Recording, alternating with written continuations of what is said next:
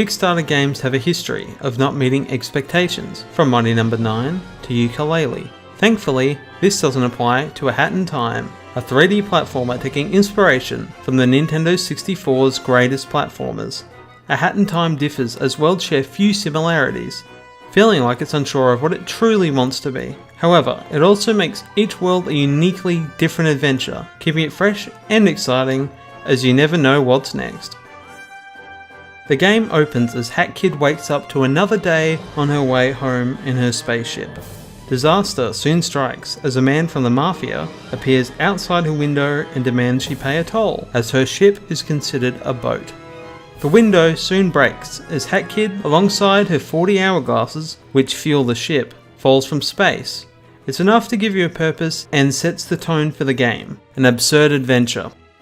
A Hat in Time follows the Super Mario 64 formula with a hub world, in this case a spaceship, connecting each of the game's worlds. It's a small area that feels too compact and lacking in detail, like that of Peach's Castle or Isle Delfino. Locked worlds require an hourglass to progress, A Hat in Time's star equivalent.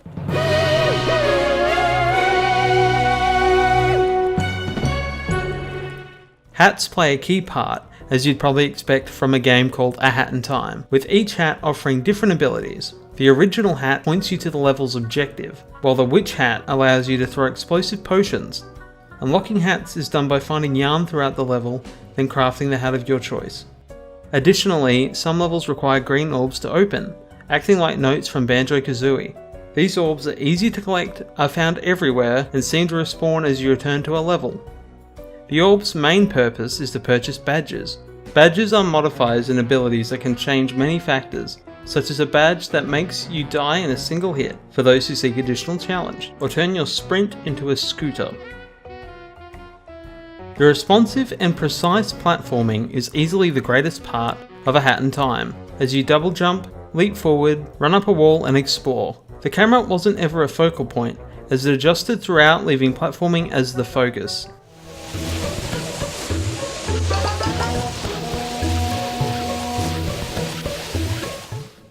Each world and level is varied, offering many different scenarios. Mafia Town is the first world you visit, which is a coastal village surrounding a volcano, which holds up an Italian restaurant in the sky. The level is formed from a chaotic combination that often feels like a mess of ideas that never quite fit together.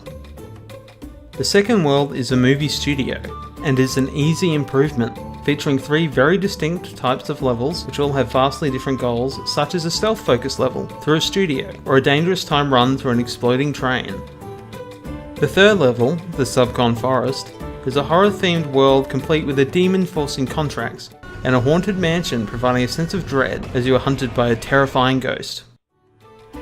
Alpine Skyline is unlike the rest of the game, as it's a large connected world featuring a jaw-dropping opening as you fly through the clouds into the mountains above. Smaller sections found here feel like levels themselves, as you ascend a windmill or climb a lava-covered cake.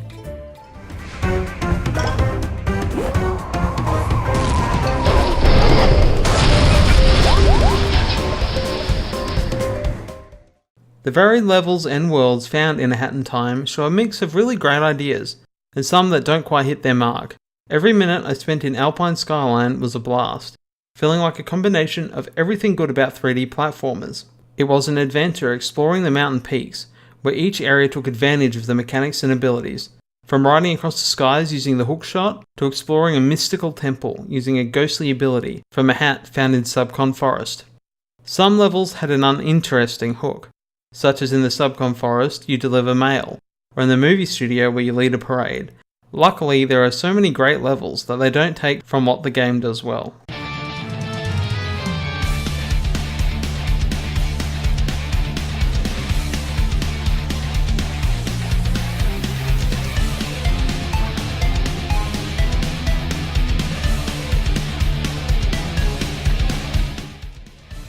Boss encounters are challenging, often requiring precision and patience to conquer.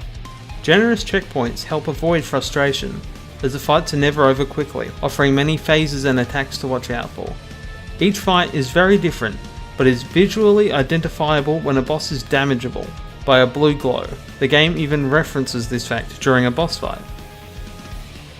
The game also has hidden time rifts, which are very similar to Super Mario Sunshine's secret levels, focusing on pure platforming. These are far easier than what Sunshine had, and aren't a requirement to complete the game. You are given a photo of the location where it's hidden before entering a level to find it. You better hope you remember where it is though, as the only way to see the photo is to go to the level select screen. They are never too hidden, but can be frustrating if you simply forget where it was.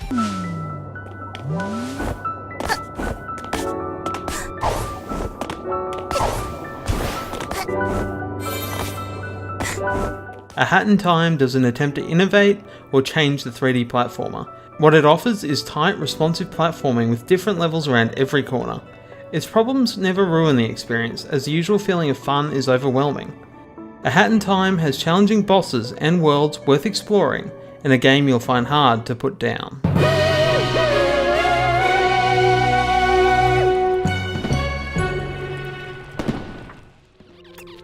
For more optional extra content, you're already in the right place. The channel, not your house.